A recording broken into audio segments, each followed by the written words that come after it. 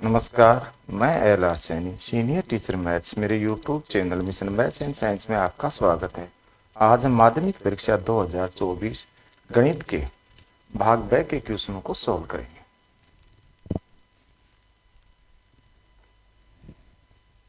खंड ब लघुगुणात्मक प्रश्न क्वेश्चन नंबर 4। सिद्ध कीजिए कि √5 एक अपरिमेय संख्या है। तो भाग ब है, तो भाग ब का जो चौथा क्वेश्चन है कि हमें ये सिद्ध करना है कि √5 एक अपरिमेय संख्या है। तो इसके लिए हम ये मान लेते हैं कि √5 है वो एक परिमेय संख्या है। तो परिमेय संख्या है तो इसको a/b, जहाँ b बराबर नहीं है 0 के रूप में लिख सकते हैं। तो इसे सॉल्व करते हैं।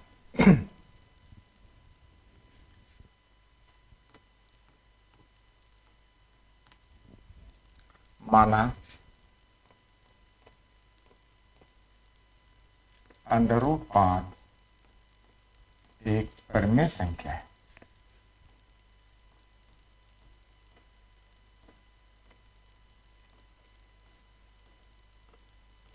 परिमेय संख्या, यदि ये परिमेय संख्या है तो इसको a/b के रूप में लिखा जा सकता है। अतः इसे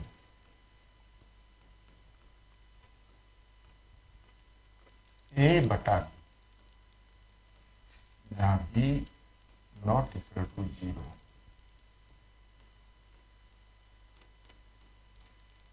के रूप में लिखा जा सकता है।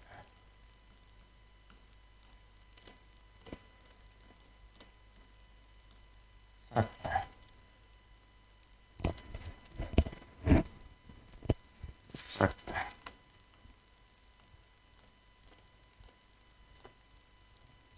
यानी कि a/b बराबर √5। समीकरण नंबर 1, जहां a और b, जहां a और b में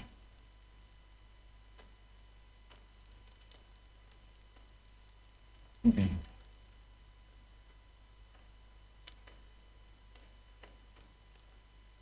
एक के अतिरिक्त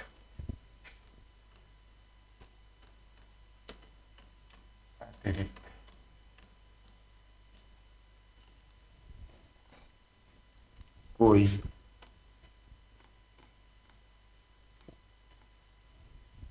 उभयनिष्ठ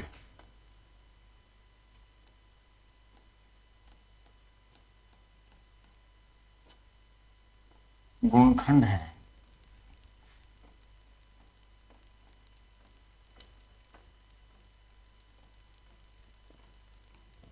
यानी a और b के अंदर एक के अलावा इसके अंदर कोई संख्या कॉमन है, तो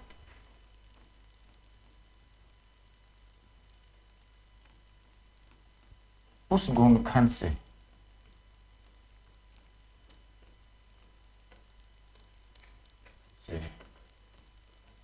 a और b को a व b को विभाजित कर लेते हैं।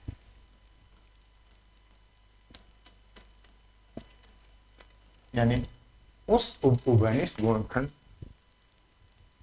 जो उभयनिष्ठ गुणखंड है, उसको a और b में भाग दे करके विभाजित कर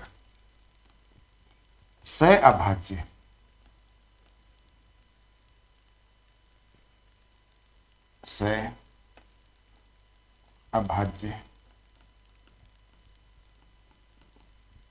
बना देते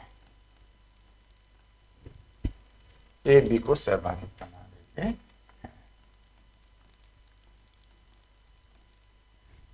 अर्थात a और b के अंदर एक के अतिरिक्त कोई भी उभयनिष्ठ गुणखंड नहीं है। अर्थात a और b में एक के अतिरिक्त किसी संख्या का भाग नहीं जाता है। तो समीकरण 1 का वर्ग करने पर समीकरण 1 है, इसका वर्ग कर लेते हैं, या फिर इसको एक बार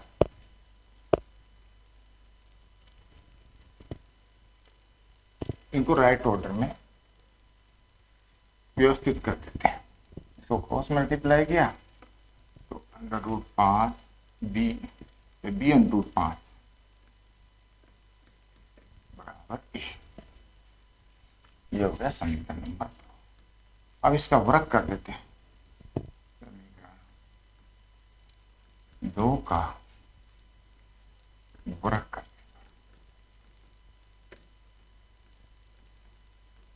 इसका वर्ग कर देते हैं तो ये तो 5 का 5 हो गया, वर्गमूल 5 का, इसका बी स्क्वायर यानी 5 बी स्क्वायर बराबर ए स्क्वायर। ये समीकरण नंबर हमारे को 3 प्राप्त हो गया। अब यहां देखते हैं इसके नीचे बी स्क्वायर बराबर ए स्क्वायर बटे 5 आ जाएगा, अर्थात जो ए स्क्वायर है ना वो 5 से विभाजित है।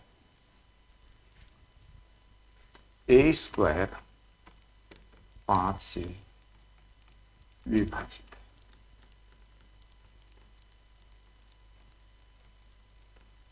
अतः जो अंकगणित की आधारभूत प्रमेय है, अंक गणित की आधारभूत प्रमेय के अनुसार प्रमेय से ए 5 से विभाजित होगा।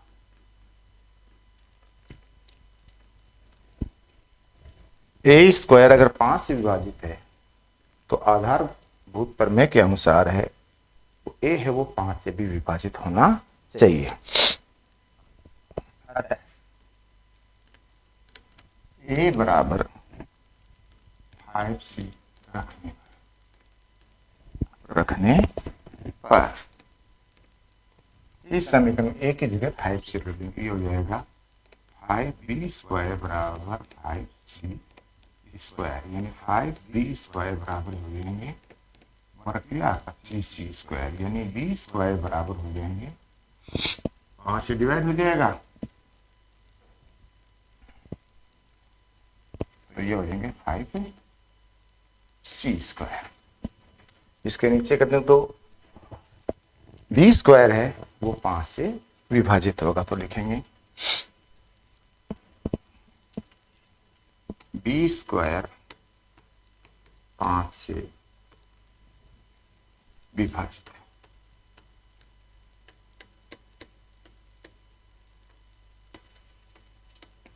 अतः जो अंकगणित की आधारभूत प्रमेय के अनुसार अंक गणित की आधारभूत प्रमेय से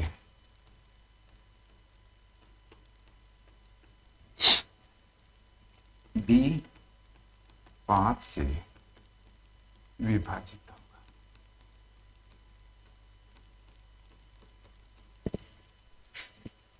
अर्थात देखो यहां पर ए के अंदर भी 5 का भाग जा रहा है और बी के अंदर भी 5 का भाग जा रहा है, अर्थात ए और बी में कम से कम एक 5 उभयनिष्ठ है। अर्थात ए और बी में कम से कम 5 उभयनिष्ठ है।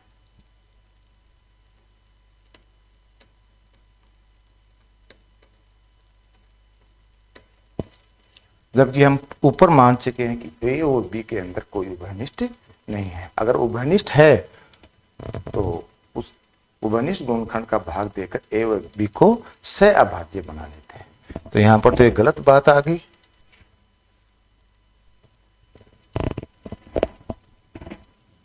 तो हमें हमारी इस तथ्य का विरोध है संख्या का विरोध प्राप्त हो रहा है। विरोध है कि ए और बी में एक के अतिरिक्त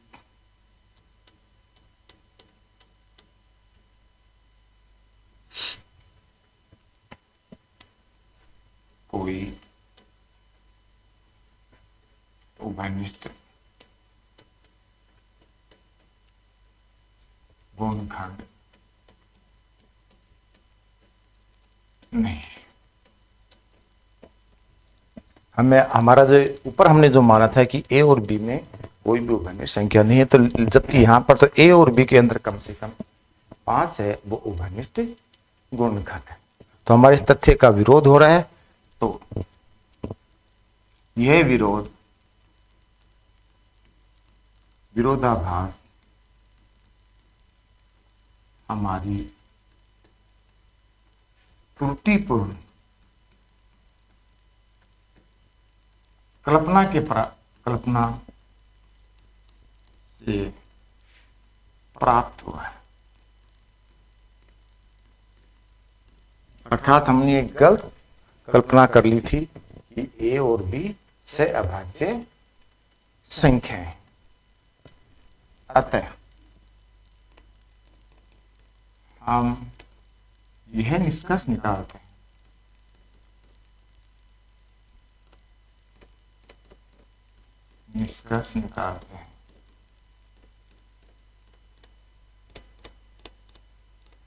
हैं कि √5 एक अपरिमेय संख्या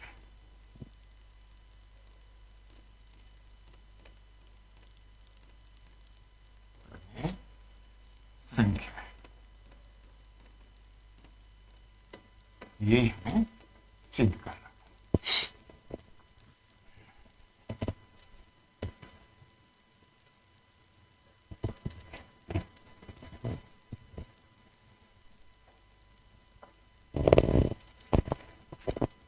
नेक्स्ट क्वेश्चन है बहुपद 2x² -x - 6 के शून्यांक ज्ञात कीजिए।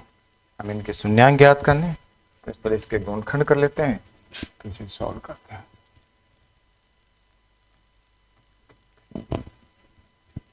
माना px बराबर 2x² - x - 6, इसके गुणनखंड कर लेते हैं। तो x² जोड़ने पर तो माइनस का x और गुणा करने पे 12, तो माइनस के तो आगे 4x और प्लस के आगे 3x, माइनस का x का गुणा करने पर 4 की 12। इनमें 2x कॉमन आ गए, तो अंदर x - 2 ब्रैकेट में, यहाँ 3 कॉमन आ रहा है तो ब्रैकेट में x - 2। गुणनखंड कर लिया, x - 2 एक साथ और 2x + 3 एक साथ। px पर शून्य के लिए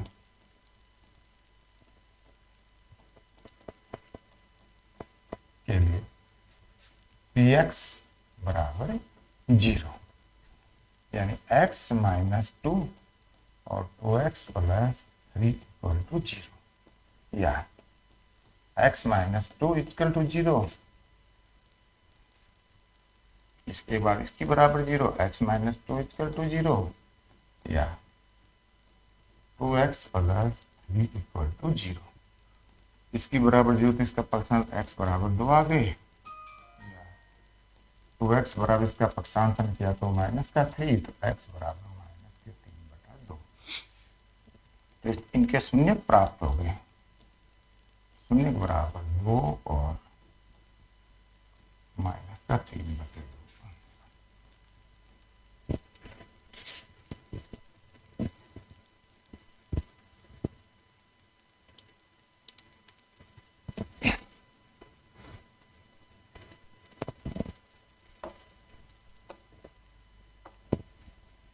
क्वेश्चन नंबर 6, दो संख्याओं का अंतर 26 है।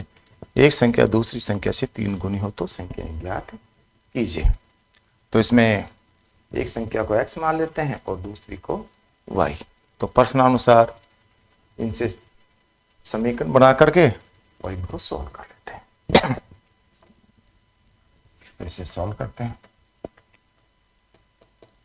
माना एक संख्या बराबर x और दूसरी संख्या बराबर y। प्रश्नानुसार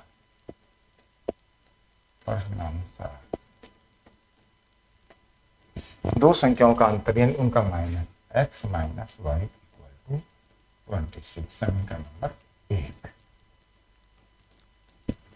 दूसरे कथन के अनुसार एक संख्या दूसरी से 3 गुनी है तो x बराबर 3y। समीकरण नंबर समीकरण 1 व 2 प्राप्त हो गए। अब इनको आपस में सोल्व करके x और y का मान ज्ञात कर लेते हैं। x बराबर 3y है तो समीकरण 2 का मान समीकरण 1 में रखने पर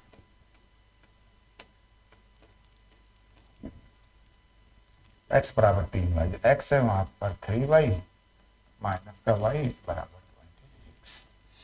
या इसको सॉल्व कर लेते हैं। 3y में से माइनस y किया तो 2y इक्वल टू 26। तो या y बराबर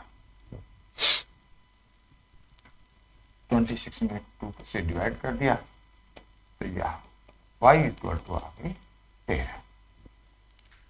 y का मान 13, y का मान 13 समीकरण 2 में रखना। समीकरण 2 से x बराबर 3 और y का मान 13 तो x बराबर आ गई 39। तो एक संख्या तो हमारे पास x बराबर 39 आ गई और दूसरी आ गई 13। यानी x बराबर 39 और y बराबर 13। एक संख्या बराबर 39 और दूसरी संख्या 13। अब ये अपने जो उत्तर है ना, ये अपने जो कथन है उनको भी, जैसे इन दोनों का अंतर 26 है तो 39 और 13 का अंतर आ गया 26। और जो पहली जो संख्या है ना 39 वो दूसरी संख्या से 3 गुना भी है। 13 3 39।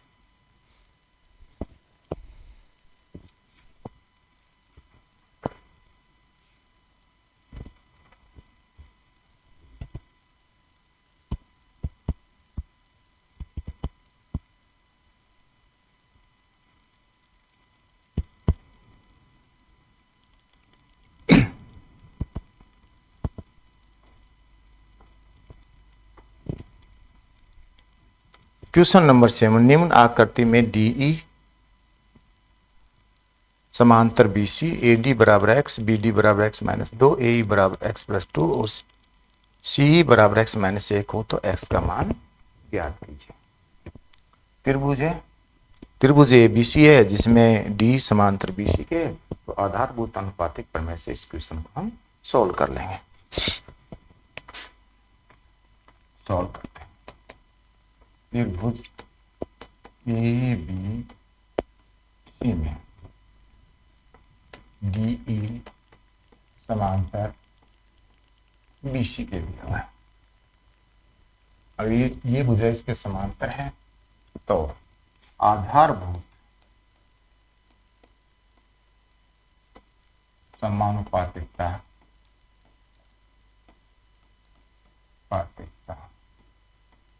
प्रमेय से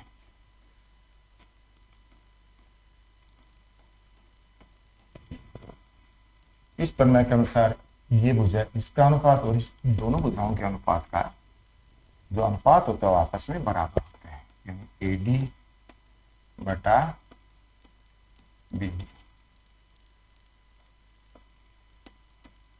इक्वल टू AE।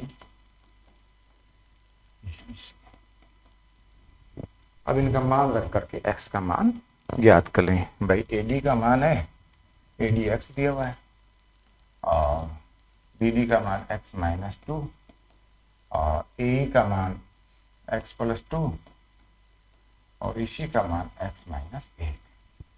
या क्रॉस मल्टीप्लाई कर देते हैं इनको, x प्लस 2 एक साथ और x माइनस 2 एक साथ, इसको और इसको मल्टीप्लाई किया x into x minus 1, x plus 2 x minus 2, ये हो जाएगा एक्स स्क्वायर माइनस 4, सबल श्रमिका है, इसको मल्टीप्लाई किया x square minus x, cancel हो गया, यानी माइनस 4 इक्वल टू माइनस का एक्स, पक्षांतन कर दिया, एक्स बराबर प्राप्त हो गए 4। तो हमारे पास एक्स का मान प्राप्त हो गया 4 आंसर।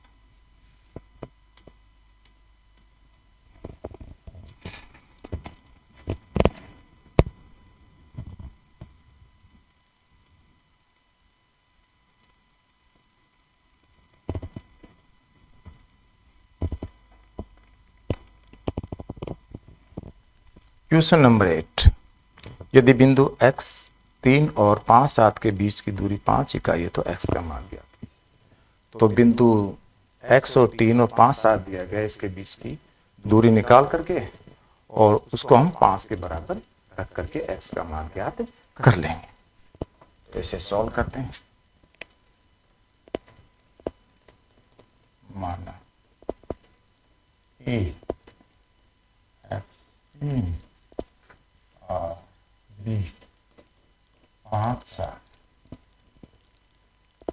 है, तो ए बी यानी इनके बीच की अंडर द रूट, दो बिंदुओं के बीच की दूरी का अपन सूत्र जानते हैं, x2 माइनस x1 का स्क्वायर और y2 माइनस y1 का square. x1 y1 x2 y2, तो x2 minus x1 5 minus x का स्क्वायर 7 माइनस 3 का होल स्क्वायर। सोल्व कर लेते हैं इनको, तो 25 हो गया, a माइनस बी का होल स्क्वायर से a स्क्वायर, इनका गुणा का दुगुना 10x प्लस एक्स स्क्वायर, साथ में से 3 माइनस किया 4 का स्क्वायर, ये तो एक्स स्क्वायर माइनस का 10x प्लस का 25 और 4 तो 16।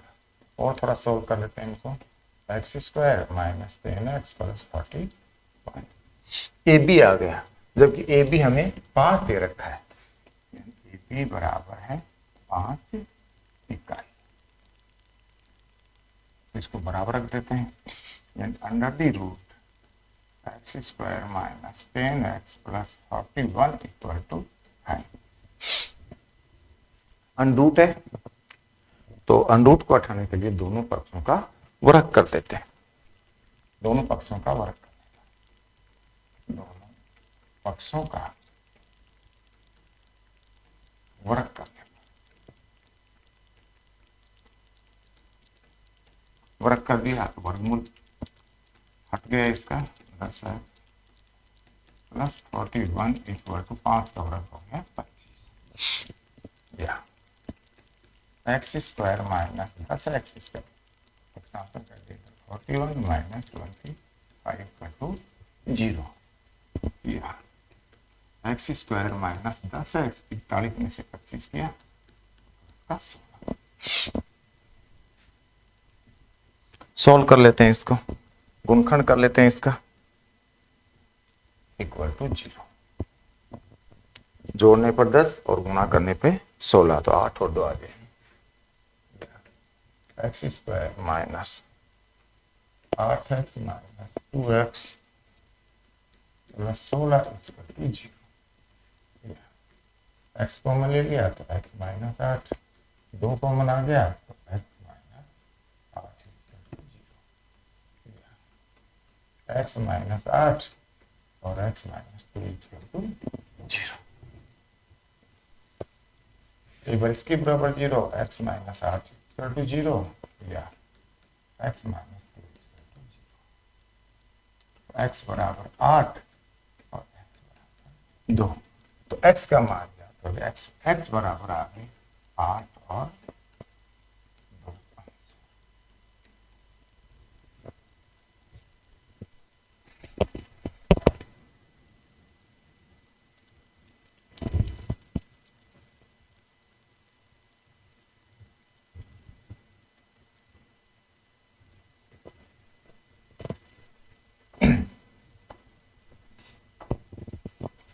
यदि tan A बराबर 1 हो तो 2 sin A और cos A का मान ज्ञात कीजिए। सॉल्व करते हैं। tan A बराबर 1, तो tan A equal to tan A के अंदर 1 मान होता है tan 45 डिग्री। A का मान हमें प्राप्त हो गया 45 डिग्री। A का मान ज्ञात कर लिया, अब इसका मान ज्ञात कर लेते हैं। 2 sin A cos A equal to 2 sin 45 degree और cos 45 डिग्री। 2 sin 45 का मान 1/√2 और cos 45 का मान भी 1/√2। ऊपर मल्टीप्लाई किया 2 √2 को 2 तो √ हो गए 4। 2 √4 का मान हो गया 2। तो sin A cos A का मान प्राप्त हो गया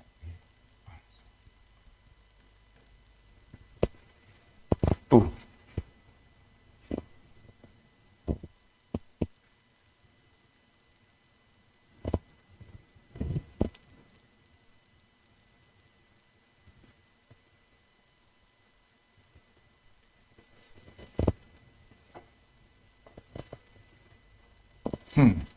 क्वेश्चन नंबर 10। दो खंभों के शीर्ष जिनकी ऊंचाई 20 मीटर और 14 मीटर है एक तार से जुड़े हुए हैं। यदि तार क्षैतिज के साथ 30 डिग्री का कोण बनाता है तो तार की लंबाई ज्ञात कीजिए। तो इसे सॉल्व करते हैं। पहले डायग्राम बना देते हैं। ये खंभा है, इसकी ऊंचाई है 20 मीटर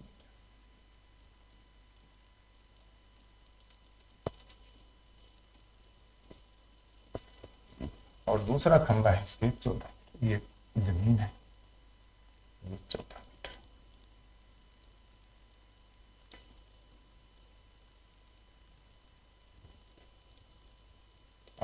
इनके ऊपर ये तार बना हुआ, ये ए, ये खंभा सी और ये खंभा डी। तो 14 से यहां तक 14 मीटर आ गई। ऊपर वाली बच गई 6 मीटर।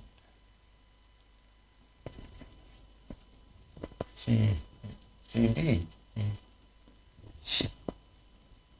तो हमारे पास समकोण त्रिभुज AEC प्राप्त और ये 30 डिग्री का कोण बनाती है। तो ए बी बराबर 20 मीटर और सी डी बराबर 14 मीटर। ए बराबर आ गया 20 माइनस 14 बराबर 6 मीटर। तो समकोण त्रिभुज AEC में AE बटा EC इक्वल टू tan 30 यानी लंब बटे आधार बराबर 30 डिग्री। AE का मान 6, AE बटा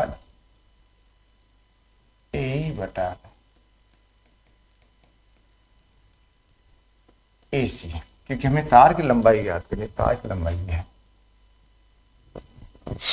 बराबर sin 30 डिग्री। ए का मान हमारे पास 6 है और इसका मान x मान लेते हैं। तो ये x हो गया बराबर sin 30 का मान 1/2। x एकम x और ये 6 दूनी 12। तो तार की लंबाई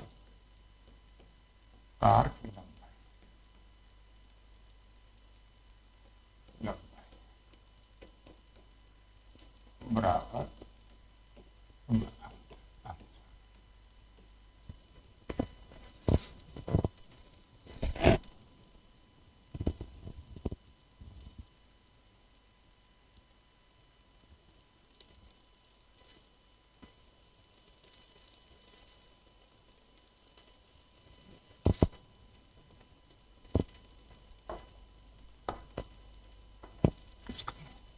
दो सकेंद्रीय वर्तों की त्रिज्याएं 5 मीटर और 3 मीटर है। बड़े वर्त की जीवा उस की लंबाई ज्ञात की जो छोटे वर्त को स्पर्श करते हैं। पहले इसका डायग्राम बनाते हैं।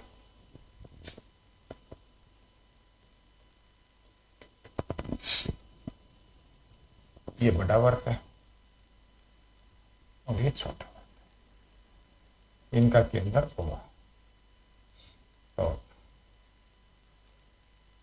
इसकी त्रिज्या, छोटे वाले की त्रिज्या 3 सेमी और बड़े वाले की त्रिज्या 5 सेमी। और ये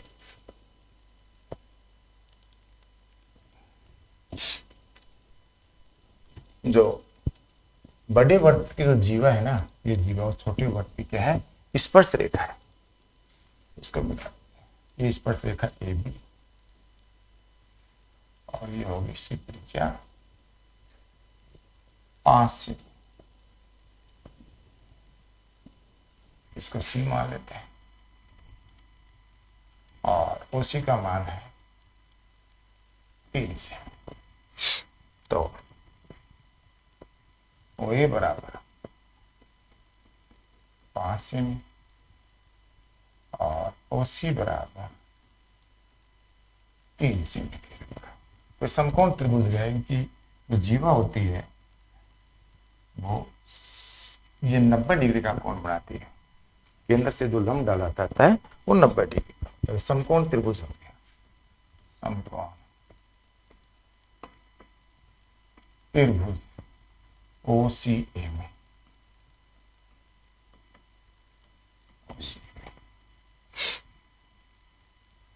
भाई अपन को कर्ण दिया हुआ है और लंब दिया हुआ है और हमें AC ज्ञात करनी है।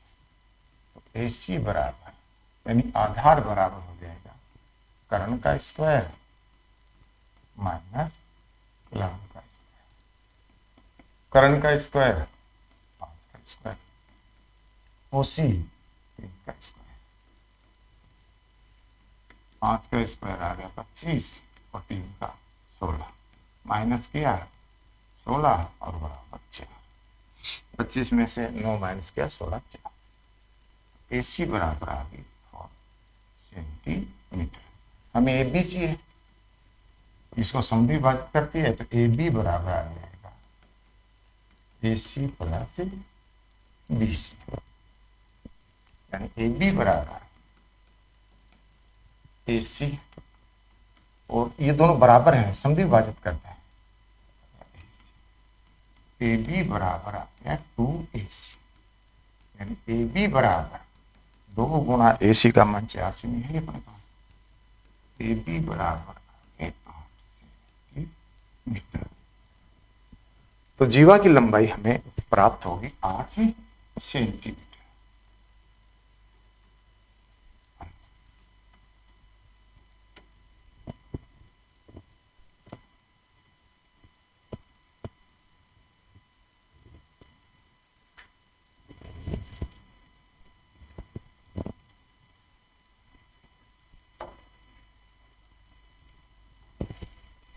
क्वेश्चन नंबर 12, त्रिज्या 21 सेमी वाले वर्ग पर एक चाप पर 60 डिग्री का कोण अंतरित करता है। चाप द्वारा बनाए गए त्रिज्य खंड का क्षेत्रफल ज्ञात कीजिए। तो इसे सॉल्व करते हैं।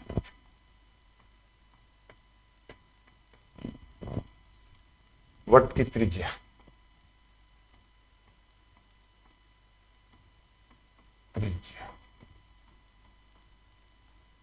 R बराबर 21 सेंटीमीटर। केंद्र पर कोण, केंद्र पर कोण बराबर 60। तो त्रिज्य खंड का क्षेत्रफल ज्ञात कीजिए। तो त्रिज्य खंड का क्षेत्रफल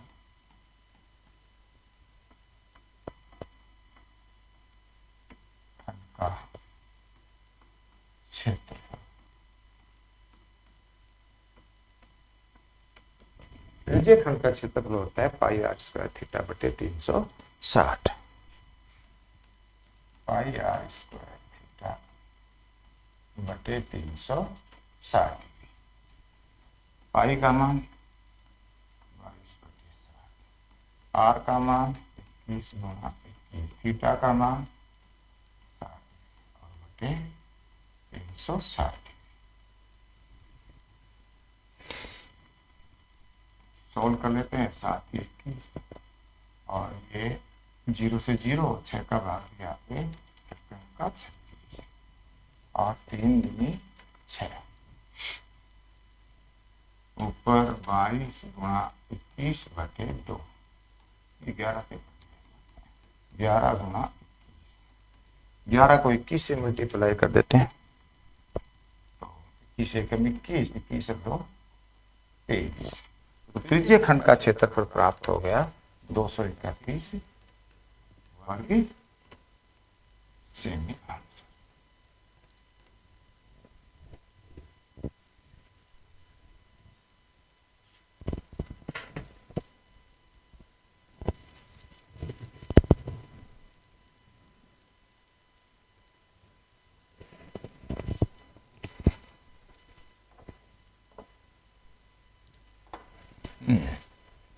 क्वेश्चन नंबर 13, एक लंबवर्तीय बेलन के आधार का क्षेत्रफल 154 वर्ग सेमी है और उसकी ऊंचाई 15 सेमी है, तो इसके वक्र पृष्ठ का क्षेत्रफल ज्ञात करना है।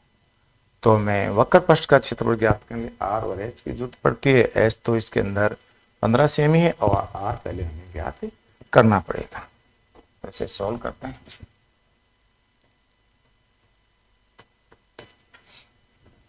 आधार का क्षेत्रफल दिया गया, लंबवर्तीय बेलन के आधार का क्षेत्रफल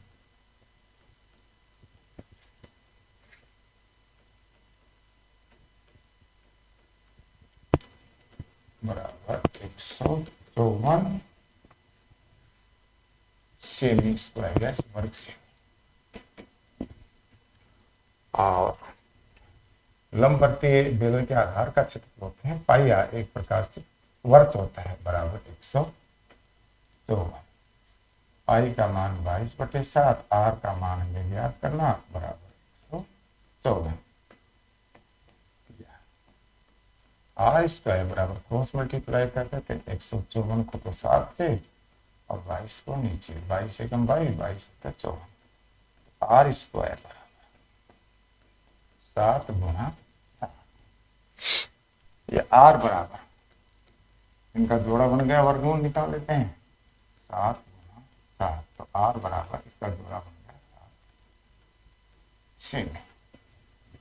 बेलन की त्रिज्या आ गई, बेलन की त्रिज्या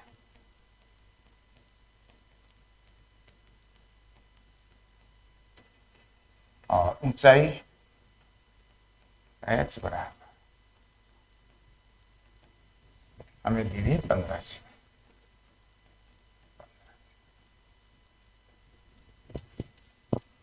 इसका वक्र पृष्ठ का क्षेत्रफल ज्ञात कीजिए। बेलन के वक्र पृष्ठ का क्षेत्रफल ज्ञात करना, बेलन का वक्र पृष्ठ का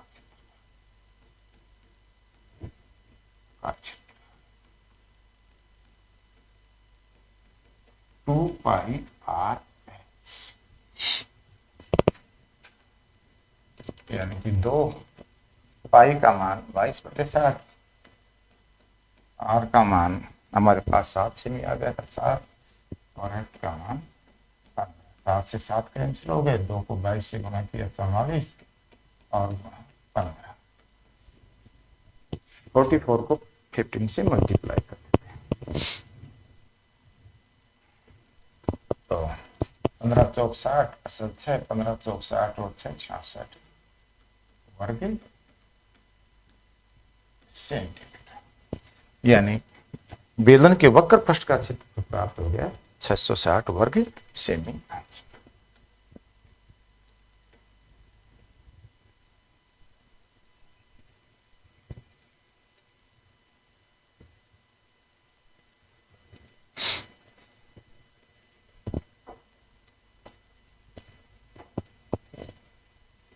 लास्ट क्वेश्चन है भाग बे का। निम्न बारंबारता बंटन का माध्य ज्ञात कीजिए। माध्य ज्ञात करने एक्स और एफ दिया गया है, टेबल बना करके एफ एक्स ज्ञात करके एफ एक्स में एफ का भाग दे देते हैं। ऐसे सॉल्व करते हैं। तो x ये f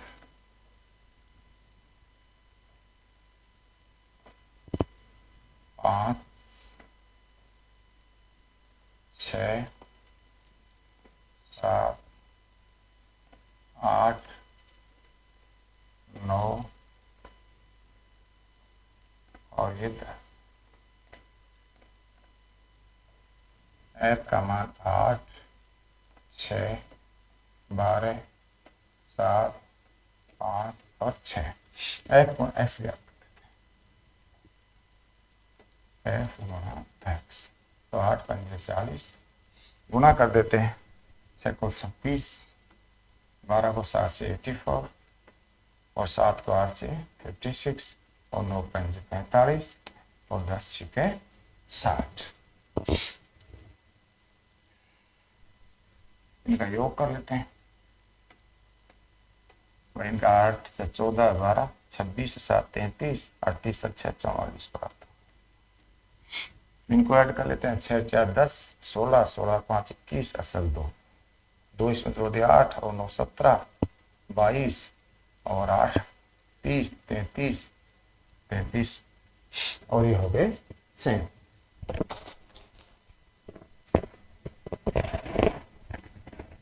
ये 6 4 10 16 5 21 असल 2 ये हो गए 8 और 9 17 5 22 22 और ये हो गए 30 और 33 और ये हो गए 37 हो गए 40 36 84 56। ये अपन गलत कर दिए 45 और ये हो गए 11 15 ये 10 16 और 5 21 असल 2 8 4 12 5 17 17 8 25 3 28 और 3 हो 7 और 8 15 20 20 और 4 24 24 और 36 और 2 32 प्राप्त हो गए। तो माध्य बराबर सिग्मा एफ एक्स बटे सिग्मा एफ। तो सिग्मा एफ एक्स का मान 321 और सिग्मा एफ का मान 44। इसको डिवाइड कर देते हैं इससे तो आगे 7.29 उत्तर है 7.29। तो माध्य बराबर 7.29